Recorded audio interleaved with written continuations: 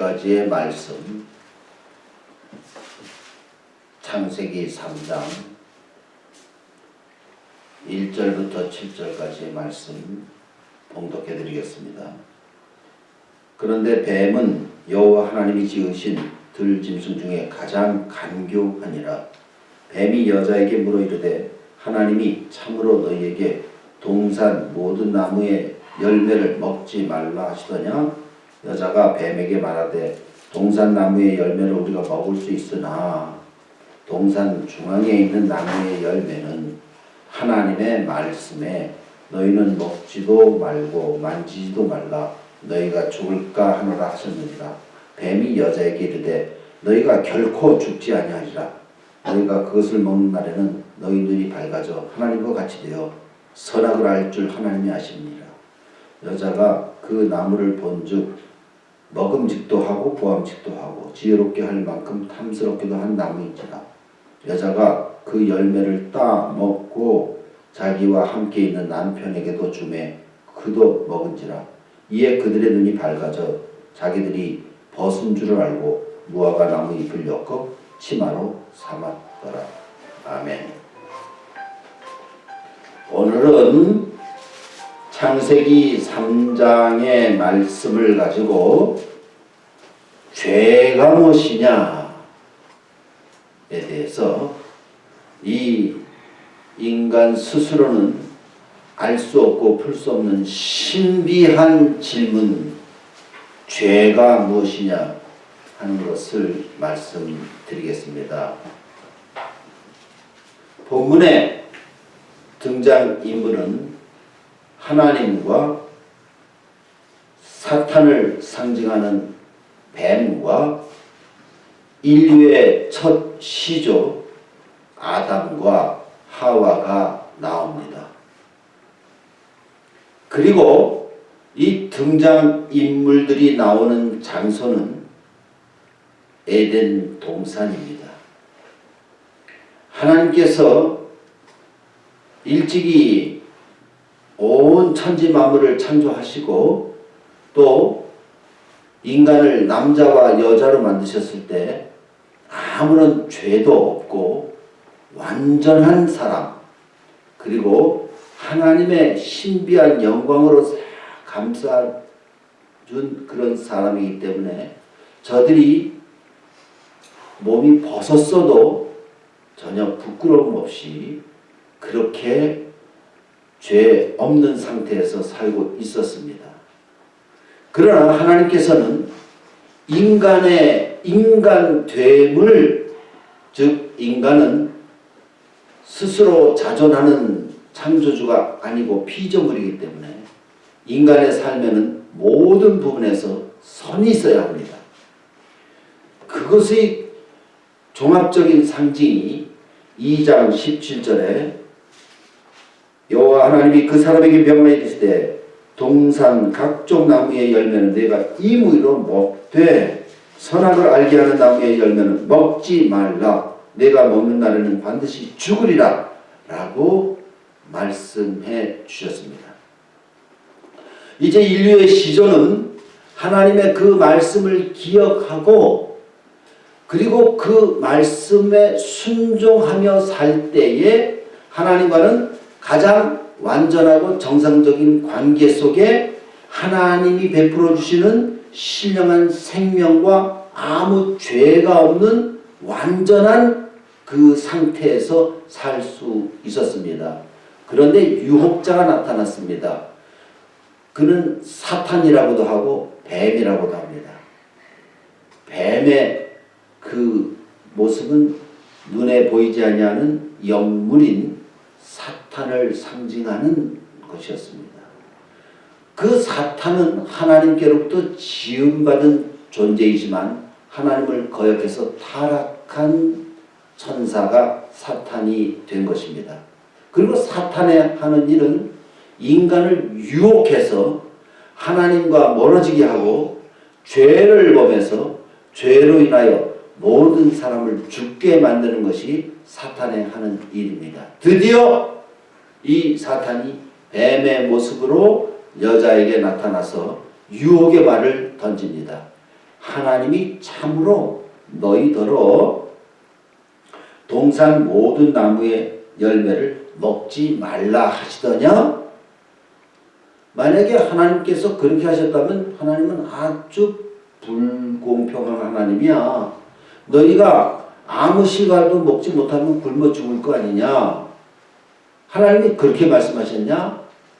하고 질문한 것은 여자로 하여금 하나님이 그에게 일찍이 2장 17절을 통해서 말씀하신 그 말씀을 정확하게 기억하고 순종함으로써 하나님의 말씀으로 자기를 지키고 있는가를 시험하는 것이었습니다.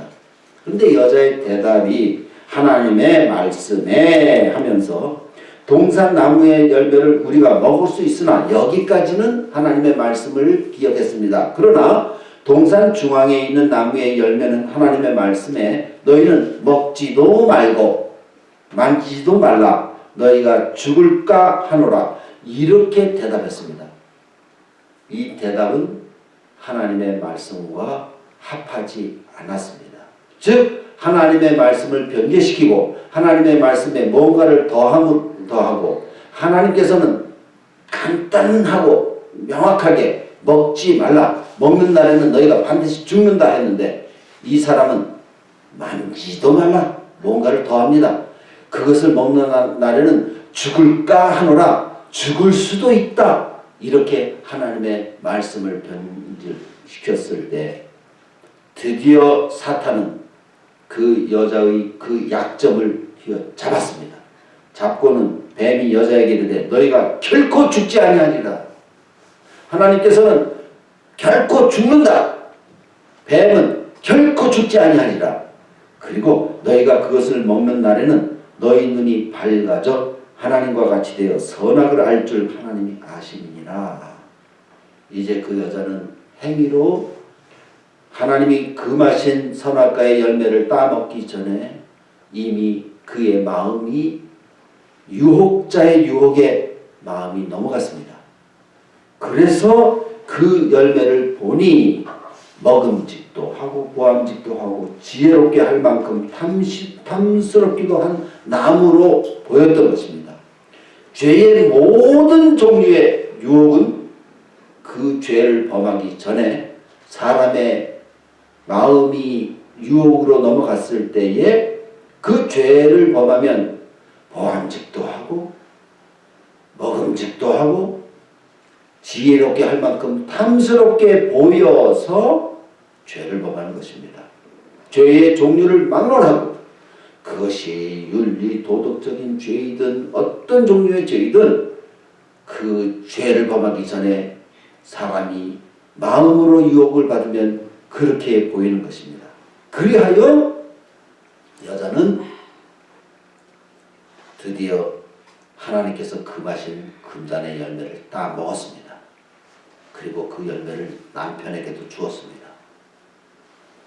저들은 이제 하나님의 말씀을 범했습니다.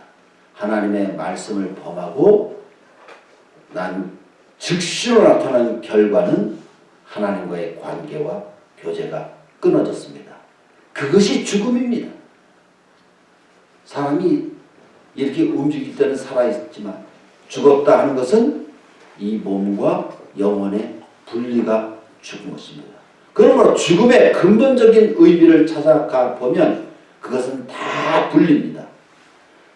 하나님께서 이것을 따먹으면 너희는 반드시 죽는다 하는 그 말씀은 첫 번째로 나타난 것이 그들의 영혼이 즉시로 죽은 것입니다. 죄의 노예가 된 것입니다. 죄에 오염된 인간이 된 것입니다.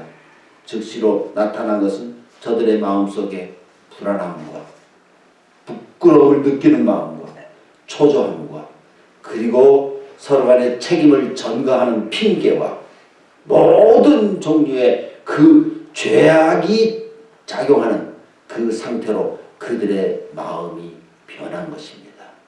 이것이 죄입니다. 이것이 죄입니다.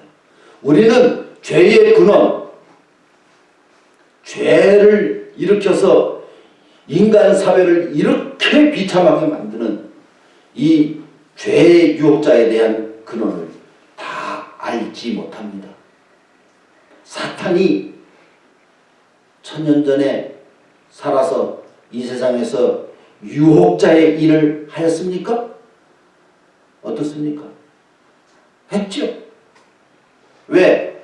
그도 영물이기 때문에 시간과 공간의 제한을 받지 아니하고 활동해서 했습니다. 그러면 사탄과 하나님은 같은 존재입니까? 우리는 그렇게 믿지 않습니다. 사탄은 하나님께로부터 지음받은 영물이기 때문에 계시록에 보면 하나님께서 그 사탄의 마지막 날을 정하셨습니다. 마지막 운명을 정하셨습니다. 그를 잡아 무저갱에 가둬서 멸망시킬 것입니다. 그러나 그때까지는 사탄은 자기의 일을 하고 있습니다. 인간은 어떤 존재입니까? 아담 이후에 인간의 정상적인 방법으로 태어난 모든 인간은 다 죄인입니다. 아담의 범죄한 죄성을 받아 나왔기 때문에 모든 인간은 다 죄인입니다. 그러면 우리가 세상 살아가면서 열심히 신앙생활하고 열심히 도를 닦고 열심히 하나님의 말씀을 담고 열심히 성령의 신비한 체험과 능력을 많이 가진 자라고 해서 죄의 근본 죄성이 없어집니까? 완전한 상태가 있습니까? 인간은 완전한 상태가 없습니다. 날씨가 매우 춥습니다. 그래서 여러분들도 두터운 옷을 입으셨습니다. 두터운 옷으로 내 몸을 감쌌을 때에는 내가 활동하고 움직일 수 있습니다. 그런데 이 옷을 벗어버리면 즉시로 추워서 벌벌 떨고 정상적으로 활동할 수 없는 것과 같이 예수 그리스도의 신비한 의와 희생과 그리고 하나님의 은혜의 옷을 우리 심령에 입었을 때에만 우리가 정상적인 삶을 살 수 있지만 인간의 근원은 죄가 그 속에 담겨 있습니다. 그래서 인간은 다 거짓됩니다. 욕심이 있습니다. 남을 미워합니다. 판단하기 좋아합니다. 자기는 옳고 남이 그러라고 하는 이 원칙하에 세상이 움직이고 있는 것입니다. 어떤 사람이 우스운 말로 저 서울 시내 그렇게 곳곳에 많이 움직이며 활동하는 모든 사람들이 뭘 먹고 사느냐 그랬더니 다 속여먹고 산다고 그랬습니다. 인간의 심리 속에 그런 것이 있는 것입니다. 이것이 죄입니다. 아무리 돌을 깊게 닦아서 성인이 되었다고 해서 죄성이 없어집니까? 없어질 수 없습니다. 그들을 더 유혹하는 무서운 교만의 유혹, 거짓의 유혹, 이것은 언제든지 그들을 덮고 있습니다. 우리도 우리 마음속에 부끄러움이 있습니다. 죄성이 있습니다. 이제 이 죄성은 오직 하나님께서 저들에게 입혀주신 가죽 옷으로 덮어서 그 죄성을 지배하면서 하나님 나라 갈 때까지 사는 것만이 최선의 길인 것입니다. 이제 하나님께서 아담과 하와를 부르십니다. 아담아, 내가 어디 있느냐? 아담은 하나님의 낯을 피하고 숨었습니다.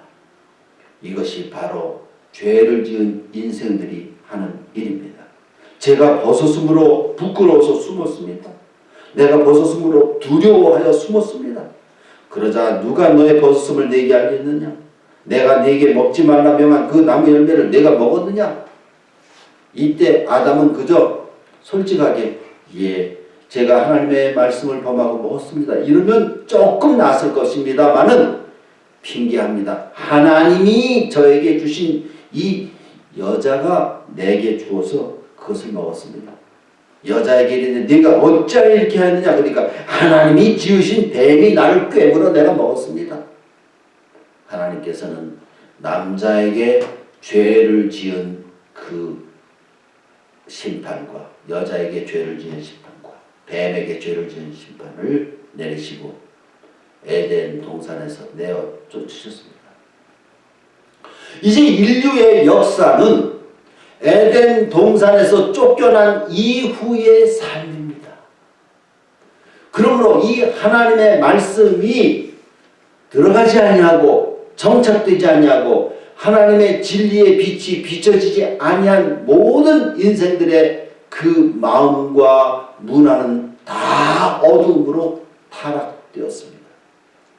그 가운데서 천에 하나 만에 하나 하나님께서 저와 여러분들을 부르셔서 빛의 자녀들, 영생하는 생명을 얻은 하나님의 자녀로 삼아주신 것은 예수 그리스도의 희생의 공로 없이는 죄의 문제를 해결하기 전에는 하나님의 생명을 결코 얻지 못하도록 그렇게 하신 것입니다. 창세기는 모든 것에 있어서 그 근원, 기원, 오리진을 우리에게 말씀해주고 있기 때문에 오늘은 전 성경에 흩어져서 우리에게 가르치는 그 큰 진리의 한 부분 가운데 죄가 무엇이냐, 죄의 근원은 무엇이냐 하는 것을 말씀을 드렸습니다. 여기에 대한 이제 구체적인 어떤 설명은 로마서 1장에 인간은 온 피조물 그 자연세계를 통해서도 하나님을 알 수 있게끔 하나님께서 그렇게 계시해 주셨건만 인간은 그 마음에 하나님 두기를 싫어하고